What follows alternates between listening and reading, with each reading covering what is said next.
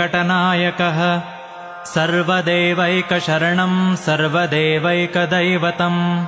समस्तदेवकवचं सर्वदेवशिखामणिः इतीदं कीर्तितं यस्य विष्णोरमिततेजसः त्रिकाले यः पठेन्नित्यं पापं तस्य न विद्यते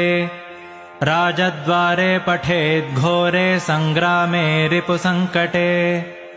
भूतसर्पपिशाचादिभयं नास्ति कदाचन अपुत्रो लभते पुत्रान् निर्धनो धनवान् भवेत्